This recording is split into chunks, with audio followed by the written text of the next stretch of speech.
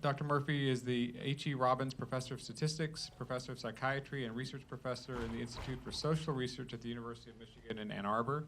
She's a 2013 MacArthur Fellow. Her current primary interest is in causal inference and multi-stage decisions, sometimes called dynamic treatment regimens, and also called adaptive interventions. So, Susan, thanks for coming. Yeah. It's a pleasure to be here with you today. I'm learning a lot of different things, and it's great for me. So what I'm going to talk about are individualized sequences of interventions, or one could also say treatments, and why might we want them, and how we might investigate how to form a good individualized sequence of treatments. So the setting in particular is a setting, well, there's actually two real areas in which you might be interested in an individualized sequence of treatments. One is, in the setting you're in, the treatments you have available are not universally effective. Maybe you can only expect that 60% or 50% of the people will respond initially. So immediately upon providing an intervention to a person, you know there's a good chance that you are going to have to provide a subsequent intervention, even just to get an acute response. That's the first setting. In other words, what works for one person may not work for another.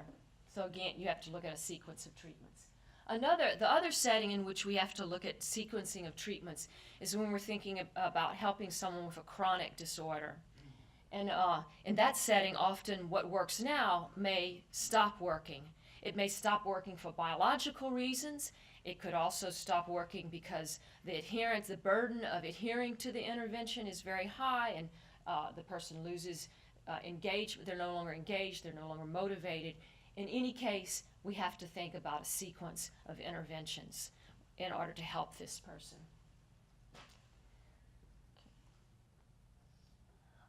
If you're thinking about designing a sequence of individualized treatments or interventions, there's several critical conditions that come to mind. Which treatment should we provide first? And if they're doing well, which treatment should we follow up with? Because we might want to reduce the burden of the initial treatment. Or which treatment should we provide first? And if they don't do well, what are we going to do next? What treatment are we going to provide next? Another important question is, how long do we try that first treatment before we give up and say we need to move on to a subsequent treatment? And then in each case, what information do we use to individualize those treatment decisions to the person? Microphone, please. Okay, I'll stay really still. It's hard for me to do that. Okay. Can you hear me? No, it's not. I don't see how to turn this on. Okay, let's go on then. I'm going to talk to you about a particular way to collect data. I know, I don't want to stand in front of this thing. I'm going to talk about a particular way to collect data. It's called a sequential multiple assignment randomized trial. These are, thanks so much. These are multi-stage clinical trials. Each participant moves through stages of treatment. At each stage, there's a randomization. And from a clinical perspective, each stage concerns a particular critical decision that one wants to investigate in terms of formulating that sequence of treatments. The goal of the trial, these are trials that are really different from the kinds of trials that I am most familiar with and most of us are familiar with. These are not your standard randomized controlled trials. They don't have they're not intended to be confirmatory. Instead, they're intended to be used in a proactive way to form an effective treatment. In this case, a multi-component treatment where the components are sequenced in time. So when I start to show you these trials, the trial designs, at first it's going to look really odd because they just don't look like standard randomized trials. And but remember throughout that our goal is not to confirm that treatment A is better than treatment B. Rather, it's to construct a multi-component treatment which involves sequences of treatments. Okay. The first, I actually rewrote all my slides today this morning because I began to realize that this particular example I think would be more interesting for the audience because of our emphasis on implementation research. And this is going to be an unusual example, at least for me, because usually I only talk about trials that are already over or maybe they're in the field. This particular trial was proposed, and we've received the the request for just-in-time information. So I don't even know for sure if it's going to end up being funded, although there's very strong hope that it will indeed. And the reason why I want so much to talk about this trial is it concerns implementation research. And it's quite interesting. Okay, so before we were talking about sequences of treatment, right? And I said one reason why you might want a sequence of treatment is because someone has a chronic disorder. One way to think about implementation is we can think about community settings or community clinics as having something like a chronic disorder when it comes to implementing evidence-based practices. And here, this intervention is designed to deal with that chronic disorder. So it's called Replicating Effective Programs. It turns out I think some of you may even have heard of this intervention because it was born in the HIV/AIDS world. And the purpose was to help community settings, community clinics, implement behavioral interventions. This particular example is in the setting of mental illness, and it's for mood disorders. So it's to help clinical settings implement a particular evidence-based procedure called Life Goals Collaborative Care in that setting. The investigator, I'll give you the name of the investigator shortly, found that when you implemented replicating effective programs, you got about 25, at best 50% of the clinics to implement the intervention and then maintain the implementation of the intervention. So there was a lot of work that was done on trying to find out why they were not implementing the intervention, much like our speakers have touched on. And they came up with two different types of treatments that might be useful in this setting. One is called external facilitators. This is an individual who is not a local at the community setting, but the individual can be called and you can ask questions, get technical expertise in how to implement Life Goals Collaborative Care. This is a relatively inexpensive intervention. The second was internal facilitators. This is someone who's hired at the site, who sits at the site. They have protected time to ensure, to help people at the site implement the Life Goals Collaborative Care. It's much more expensive. In fact, whenever you implement an internal facilitator, you also have an external facilitator as well. Two critical decisions that they wanted to address is you have this large pool of sites, community sites, that are struggling to implement the intervention. Which treatment should we provide? Should we immediately go and pull out all the stops and use both the external facilitator and the internal facilitator, the more expensive intervention? Or can we start off with the less expensive intervention? In fact, one of the hopes is that a majority of the sites will do well on a less expensive intervention, and then you'll only save that very, very expensive intervention, that is both internal facilitators and external facilitators, for the very resistant sites. Okay, so I'm going to show you the design. So it starts off, we're looking at the design at 6 months. The prior 6 months were 100 community sites which were using this replicating effective practices implementation intervention. They expect around 75 will not be successful in implementing the intervention. The way they judged implementation was Life Goals Collaborative Care has 10 different sessions that the patient is supposed to have, and they looked to see if more than 50% of the patients had started on collaborative care, and among those did more than 75% of the sessions were they provided. Okay, so it's six months. you start with the community sites that have not been successful. You randomize them, see that first randomization, to the low-cost intervention that's with the external facilitator versus the high-cost intervention. That's external facilitator and internal facilitator. At 12 months, that's 6 months later, you evaluate the site again for signs of non-response.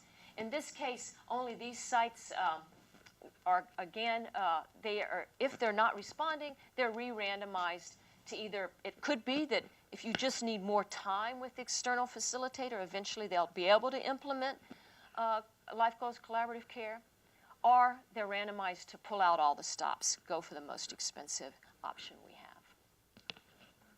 Okay.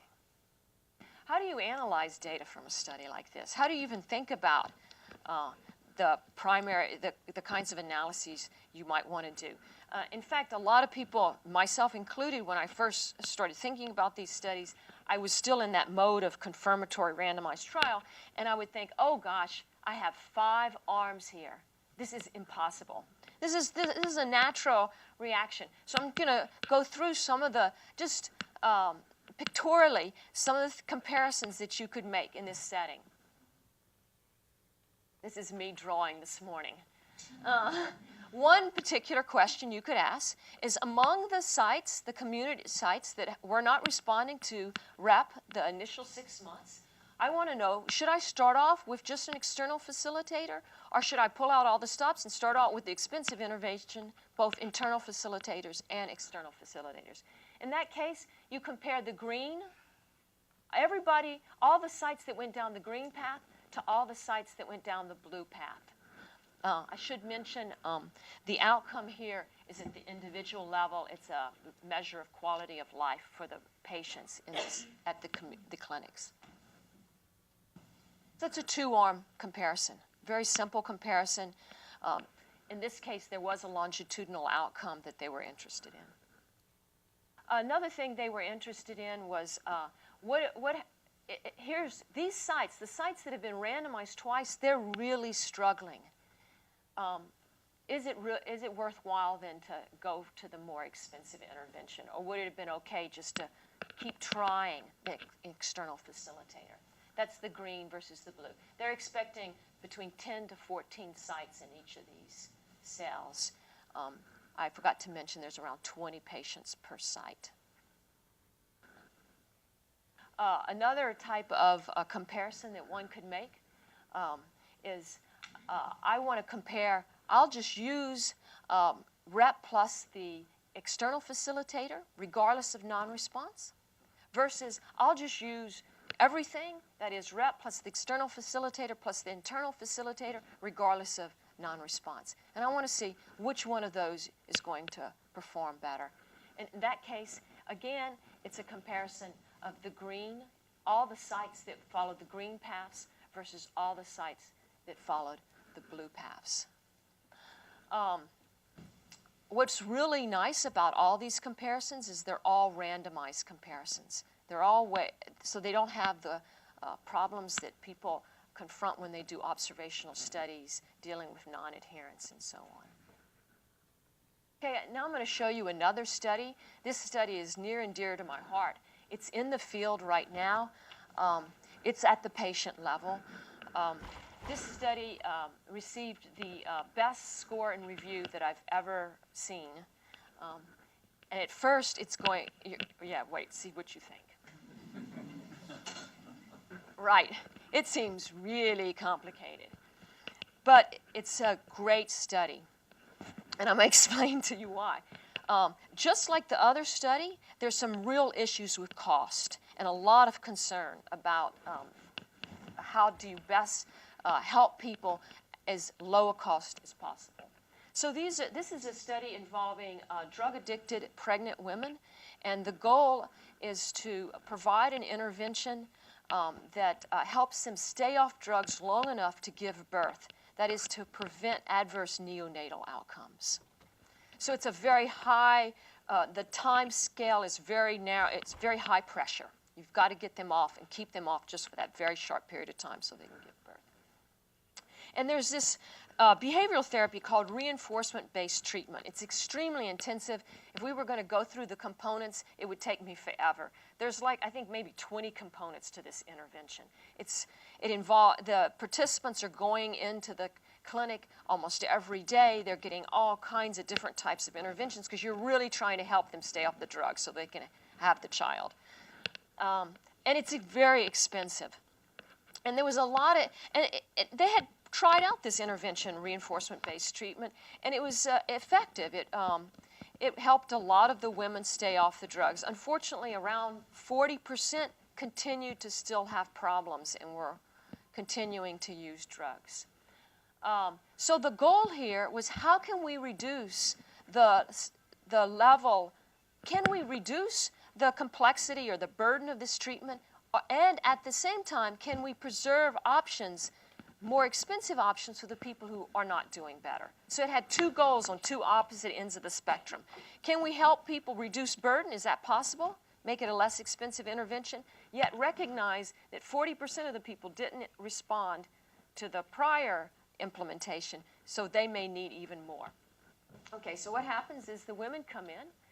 They're randomly assigned to the traditional version of RBT, that's that little t, versus a reduced version. By reduced, it's reduced both in intensity and scope. In 2 weeks, only 2 weeks, they're assessed to see whether or not they're responding or not. This was based on a criterion that had to do with drug use and attendance at the clinic. If they're a responder, there's two tactics that one could employ after receiving a traditional version of reinforcement-based treatment. You could receive even further a reduced version, or you could continue on the same treatment. If you're a non-responder, there's two tactics that you could consider. Stay on this traditional, perhaps you just need more of the same, versus enhancing the current treatment. The enhanced version actually involved even residential housing, so it was much more enhanced than the prior. And the exact same considerations go for the setting below. As I said, this intervention is in the field. Both this particular trial and the trial that the proposal for the trial that I showed you earlier, both of these involve cost effectiveness analyses because cost is extremely important. It's a big motivator for both of these studies. I just want to, this is one of my last slides. I just want to bring to your attention, I found these this morning when I was going through the strategic plans. There's enormous desire to develop both intervention sequences and individualization. You can see in the NIMH strategic plan, a new generation of clinical trials is needed to gather a wider array of data for personalized decision making, and that's what we're talking about here. In fact, in both of these studies, there was a lot of interest in what characteristics of the women and how the women are, in the second study, how the women are responding, whether that might indicate what to do next for that person. NIAID also has these whole ideas about structure. I think I would call this structured treatment interruptions. These are these types of sequences of treatment. It's just sometimes it's no treatment, sometimes it's treatment. How long should each interruption last? And then the NIDA strategic plan. You can find, we've collected quite a variety of these types of trials. You can find them on the website. We don't have all of them that are being conducted, but there's quite a few now, and you can find out about them on this website.